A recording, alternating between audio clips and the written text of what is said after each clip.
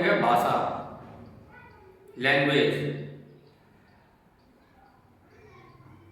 हम जो भी बोलते हैं, जो भी अपनी बात रखते हैं, जो भी अपने विचारों का आदान प्रदान करते हैं, वो भाषा से करते हैं।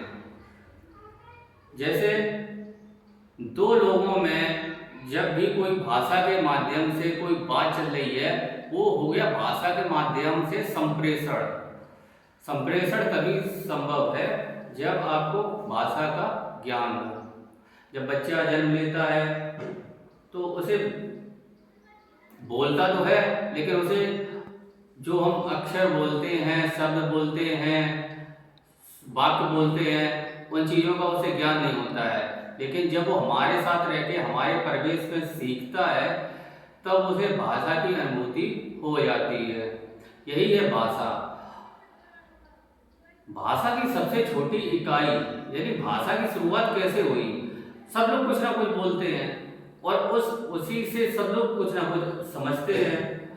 हमारे देश में हिंदी बोली जाती है, इसलिए हमें वो अक्षर जो भी हमारी वर्णमाला है वो उस हिसाब से है। अगर कोई और कंट्री होती, वो भी बोल रहे हैं, वो भी उनकी भाषा है। तो भाषा के कई रूप है, कई माध्यम है। सब हर कंट्री में अपने अपने हिसाब की एक भाषा है। लेकिन हम जिस परिवेश में रहे हैं, हमें वो भाषा की ज्ञान है, हिंदी भाषा की ज्ञान है। जैसे चाइना वाले कुछ बोलेंगे, जैसे चाइनीज में चूंचा चूंचा जो भी करते हैं, हमें नहीं समझ में आती है, लेकिन वो उनकी भाषा है। हम जो बोलते हैं, हो सकता है वो हम उन्हें ना समझ में आ रही हो, तो ये हमारी भाषा है। क्योंकि तो सबको अपनी अपनी भाषा का ज्ञान होता है, वो अपनी भाषा में पारंगत होता है, उसी से वो सीखता है बच्चा, उसी से संप्रेषण करता है। भाषा के माध्यम से ही हम अपनी बात का आदान प्रदान करते हैं। जब बच्चा कुछ अपनी बात कहता है, सुनता है, तो दो लोगों में लगातार जो कोई कम्युनिकेशन होता है यानी संप्रेषण होता है, वो होता है भाषा के माध्यम से। तो भाषा की शुरुआत हुई कैसे? भाषा की शुरुआत, भाषा की जो सबसे छोटी इकाई है वह है स्वनिम। स्वनिम मतलब अक्षर, वर्ड। भाषा की सबसे छोटी इकाई है वर्ड, और कई वर्णों से मिलकर बनी है हमारी वर्णमाला। और वर्णमाला का एक सार्थक स्वरूप, जब दो से अधिक अक्षर मिल जाते हैं तो वो बनाते हैं शब्द, और जब कई शब्द मिल जाते हैं तो बनाते हैं क्या? वाक्य। और जब कई वाक्य मिल जाते हैं तो क्या बनाते हैं? एक कहानी, एक कविता, या एक गद्यांश, या एक पद्यांश, या एक बहुत बड़ा एक विशालकाय रूप संप्रेषण का, आदान प्रदान का, या प्रसंग। शब्द के भी कई प्रकार होते हैं। अब बात अभी वर्ण की कर रहे थे, तो वर्ण के जो दो प्रकार हुए, वर्णमाला को दो भागों में बांट दिया गया। एक हो गए स्वर और एक हो गए व्यंजन। स्वर हमारे हिंदी में बेसिकली 11 होते हैं, और स्वर को भी 3 भागों में बांटा गया है।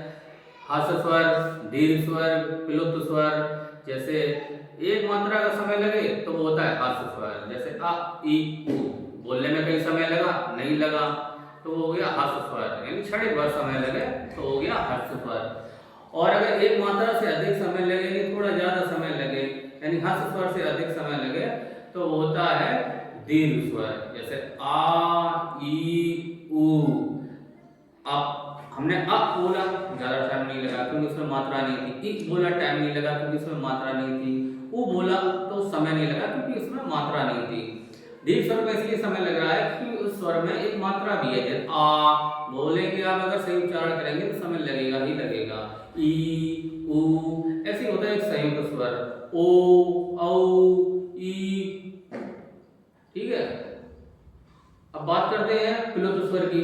तो इन दो मात्राओं से भी अगर ज्यादा समय लगता है तो हो जाते हैं प्लुत स्वर।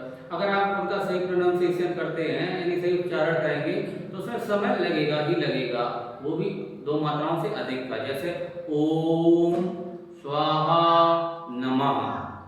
समय लगेगा ही। अब बात करते हैं व्यंजन की। वैसे वर्णमाला में है बहुत कुछ, अनुस्वार है, अनुनासिक है, उच्छिक व्यंजन है, और चीज़ें हैं। वर्णमाला की कहानी बहुत बड़ी है, लेकिन हम शॉर्ट में बात करते हैं। स्वर की बात हो गई, स्वर के प्रकार हो गए, बात करते हैं व्यंजन की। सबसे पहले आती है इसमें स्पर्श व्यंजन। स्पर्श व्यंजन भी होते हैं 25, जैसे का से लेके पा तक के वर्ड, जिनको हम शॉर्ट फॉर्म में यानी फॉर्मूला के यूज कहते हैं कचटता। का गा गा चा छा जा जा ज्ञा, ता था दा ना, पा पा पा पा मा, ता था दा ना, ये सब हो गए कचटता हो गए।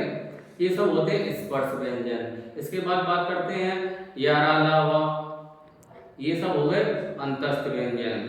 और जैसे सा सा सा हा, ये क्या होते हैं? ये होते हैं ऊष्म व्यंजन। इनको बोलने से क्या है? ऊष्मा निकलती है मुंह से, भाप, स्टीम। तो ऐसे जो अक्षर होते हैं जिनको बोलने से मुंह से ऊष्मा निकले, तो वो होते हैं ऊष्म व्यंजन। इसके बाद आते हैं संयुक्त व्यंजन, क्षत्र ज्ञात्रा वगैरह। ये मतलब दो या दो से अधिक व्यंजन से मिलकर बनेंगे, तो इसलिए हो गए ये संयुक्त व्यंजन। वर्णमाला की बात हो गई। इसके बाद आते हैं हमारे शब्द। शब्द भी दो प्रकार के होते हैं, एक होते हैं सार्थक शब्द, एक होते हैं निरर्थक शब्द। सार्थक शब्द वो होते हैं जिनमें जो शब्द मतलब अपना कोई अर्थ प्रकट कर रहे हैं, जिनका कोई मतलब हो, जैसे पवन हो गया, अलमारी हो गया, गाय हो गई, या इन सब चीजों का कोई ना कोई मतलब है, यानी अर्थ है, तो ये सार्थक हो गए। अब जैसे जिन जिन जो वर्ड मिलके एक शब्द बनाए और उनका कोई अर्थ भी ना निकलो, जैसे सपट, सपटर, खचपट, ऐसे कुछ अच्छा है जिनका कोई अर्थ ना हो, बस ऐसे ही शब्द ऐसे इधर उधर चला के जोड़ दिए, शब्द तो बना दिया बट उसका अर्थ निकला नहीं, तो ऐसे हो गए क्या? निरर्थक शब्द। तो इस शब्द के बाद आते हैं वाक्य। वाक्य भी तीन प्रकार के होते हैं, सरल वाक्य, मिश्रित वाक्य, संयुक्त वाक्य। ऐसे हिंदी की कहानी जो है वो बहुत लंबी है और बहुत से हिंदी व्याकरण में चैप्टर है। तीन प्रकार के वाक्य हो गए। सरल वाक्य क्या? वह घर जाता है, सरल वाक्य हो गया, सरल ही वाक्य है, सिंपल है। संयुक्त मिश्रित वाक्य क्या हो गया? दो वाक्य मिल जाए जिसका पहला वाक्य दूसरे वाक्य से जुड़ा हुआ हो। वह घर आएगा तब वह खाना खाएगा, अब वो वही खाना तो तभी खाएगा जब वो घर आएगा। संयुक्त मिश्रित वाक्य हो गया। अब संयुक्त वाक्य क्या है? भाई दो तीन वाक्य इकट्ठे मिलके बन जाए। मैं कानपुर जाऊंगा, वहां से शॉपिंग करूंगा, फिर उसके बाद डिनर करके फिर घर को वापस आऊंगा। तीन चार वाक्य इकट्ठे हो गए, क्या हो गया? संयुक्त वाक्य हो गया। तो हिंदी में वाक्य हो गए। ऐसे कई प्रकार के जो ये भाषा से जुड़ी हुई शब्द हैं, तो ये भाषा से जुड़ा हुआ जो भी हमारा टॉपिक है, इसमें बहुत सारे चैप्टर हैं, सारी चीज़ें जुड़ी हुई हैं, वर्णमाला से ही स्टार्ट होती हैं। और वर्णमाला की सबसे छोटी इकाई होती है स्वनिम, यानी वर्ड, अक्षर। ठीक है, समझ में आया? चल।